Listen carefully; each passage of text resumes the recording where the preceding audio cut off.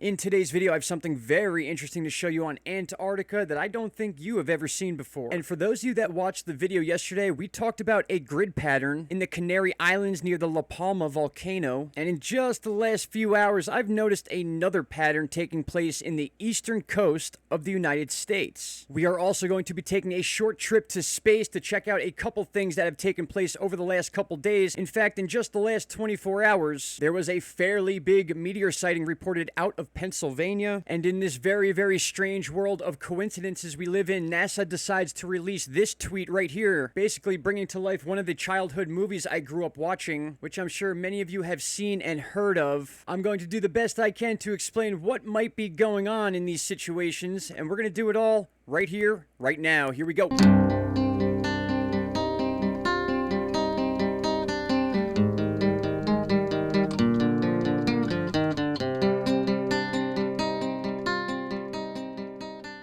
Good early afternoon, my friends. 12:55 p.m. on October 6, 2021. And we're going to get right into it today. As I said in the beginning, yesterday we posted a video about what seemingly looks like perfectly symmetrical, equally spaced out earthquakes taking place on the La Palma landscape right near the volcano that's been erupting now for 20 days and seemingly getting more and more strong. Not only have we seen these very weird grid quakes and gotten more questions than answers during the research, but so many weird things have come off this island in just the short time we've been watching it. In fact, a friend of mine, Goof on News, many of you may know him, very big UFO researcher, just had a stream yesterday talking about the gravity waves that were seen in the clouds during a time-lapse video from the concussions from this volcano. I'm actually going to make a separate video about those gravity waves. They are very interesting. But to stay on topic here, basically, there's been a connection between the La Palma Island itself and the eastern coast of the United States, whether that be the talk of some sort of mega tsunami or some sort of effect from the volcano itself. And there's been a lot of eyes on these situations, which means we're learning a lot of things. And one of those things that I feel like I've always been good at is recognizing patterns. And I'm noticing a pattern in the eastern coast of the United States right now when it comes to seismic activity. Now, we can't use the USGS to figure this out. If I go ahead and set 7 days all magnitudes on the USGS, we don't see any seismic activity for the Northeast right now, or even the East Coast as a whole, besides a few quakes right in this area. Now, when combining different earthquake maps, we get the actual reading of what's been taking place as far as the seismic activity. And right off the bat, you may be able to notice a pattern, and that is a connect the dots circle going around the east coast / northeast coast, possibly stretching all the way up towards Canada, and basically highlighting an area that includes two of the Great Lakes, parts of Ontario, New York, Pennsylvania, West Virginia, so on and so forth. Now, you may be asking yourself, what am I talking about here? Well, I want to show you. Now, this is very important. I've now set this to the past 8 hours of earthquakes. So in the last 8 hours, we've had this one earthquake right here taking place in Kentucky. When I click the 24-hour timeline, you're going to notice a pattern starting to emerge. We've had, in the last 24 hours, a total, maybe more, of 11 earthquakes from this entire area that I'm circling with my mouse right here. That is in 24 hours. Now, if I click the 2-day mark, we see additional earthquakes completing this circle around the eastern coast of the United States. I'll go back to 24 hours just so you can see them once again, keeping this middle part bare. And now this is very important. When I hit the 7-day mark, not only do we get a little bit of a spread, but we see a pattern emerging of earthquakes taking place anywhere east of Lake Michigan. And now this is really going to tie this together. When I hit the 30 days, all magnitudes, you're going to notice something. And that is not many earthquakes have taken place over the last 30 days, but these have all really taken place over the last 7 days. Now, what does that tell you? Well, I know what it tells me, and it tells me that the eastern quarter of the United States, or anything from Lake Michigan over, has been getting hit with seismic activity over the last week on a scale of 10 to 20 times more than it has over the past 30 days as a whole. If you notice, if I go back from 7 to 30 days, we're only gaining an additional 3 to 4 earthquakes in the entire eastern half of the U.S. But then when we backtrack from the last 7 days on, all of these quakes have taken place in the last week. So something is going on in the eastern half of the United States. And if you're still with me there and you take that information and you apply it to the fact that we're seeing yet another connection between the western coast of Africa, including La Palma and the Canary Islands, and the eastern half of the United States, which has been naturally tied to it because of the threat of a tsunami, it becomes more and more of a rare situation to see both of these sides having these earthquake anomalies that have all seemingly taken place over the last week or since the beginning of the volcanic eruption of La Palma Palma 20 days ago. I would love to hear some of the theories you guys have on why we may be seeing a circle forming in some ways around specific parts of the eastern half of the United States. It could be just another coincidence, or it could be something else. Before we get to the Antarctica discovery, I'm sure many of you have seen this article, but I just find it interesting that it takes place today, or at least the tweet is put out today, where NASA is officially going to crash a spacecraft into an asteroid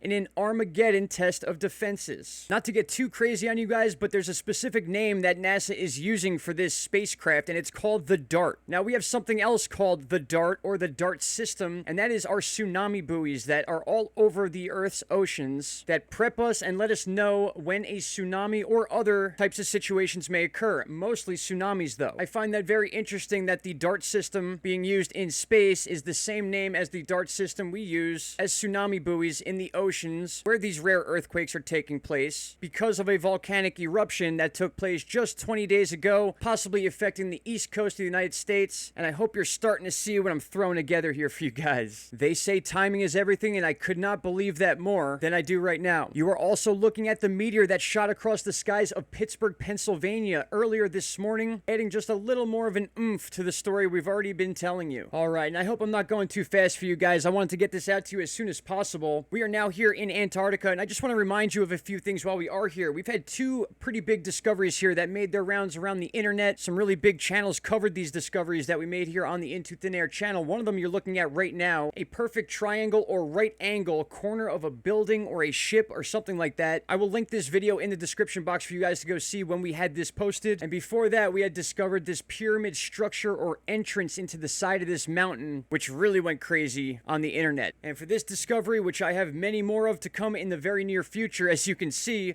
we're going to take a look at one that looks like something we see here on Earth all the time. Now, I have taken a snapshot of this area. Take a look at the dome shape with a straight tower coming right out of the top of it. And now what's a little more difficult about this sighting or this discovery is finding the actual source, which should be right around this area here. I have done some work on the picture with lighting and contrast, and there's two options here. One of them may be right here and blacked out on Google Earth, which we know is a very possible thing. It's been done before, and it's done all over Antarctica. But if we zoom in a little bit here, we see what looks like a tower that comes up and kind of matches a trajectory for a shadow that could happen over in that area. Now, I'm not claiming that that is the answer. I'm just showing you this interesting shape and tower that we found here that looks out of place based on everything else. These hard, jagged rocks that we've noticed are usually the mountaintops, and then within those mountaintops, we find these very odd structures, which may have been blocked off on the land themselves to not be seen, but many times the shadows are left there for us to see. Those are not blocked out. Very quickly, I want to show you how I edit these pictures, and I have the snapshot pulled up now. You can see the dome and the tower right here, and if we go ahead and add to the exposure here, which basically just brings us more light, exposes the picture more, we can see that it definitely looks like this picture has been altered before shadow was then re-added. So let's look at this for a second, and we can see two areas of interest, and one is right here. As I zoom into this area, we could see a dome shape like right here on the land or the side of the mountain. The angle may be altered based on the fact that we're looking at a 2D picture of a 3D landscape, but you can kind of visualize how the shadow could portray off here, and we may be looking at that tower in this direction. Or if I backtrack and we talk about that original area where it could be blocked out and we don't see the dome, but we do see the tower. So if we backtrack here and we look at the trajectory once again, we can see that that is possibly what could be reflecting this shadow here. Now, I'm not claiming to say that there is 100% a dome and a tower sitting here in Antarctica, but based on the other discoveries I've made recently, it makes sense that this entire mountain range and area is full. It seems like old buildings, craft, entrances, and all sorts of things that we are told we should not be seeing on the continent of Antarctica. As you can see on your screen, I have plenty more to show you of discoveries that I've made on Antarctica myself that I don't think are anywhere on the internet. That is also another reason why I really respect you guys, because you helped me figure those things out, and I hope the same can happen this time. That is what I got for you for today, my friends. I hope you guys enjoyed the video. I have a little project coming up that I think a lot of you might find interesting. I'm going to be collaborating with another YouTuber. I'm not going to say who just yet, but I think you guys are going to enjoy it very much. Until then, I hope you all have a great day. Shout out to Canada. Any questions or concerns, please leave down in the comment section below, and I'll be back later on today or tomorrow morning. Thank you all so much. Take care. Bye-bye. Stop right there, my friends. If you have not already, click that subscribe button, and don't forget to hit the bell icon. Click all, and you will get all notifications from this channel, and trust me, you won't be disappointed.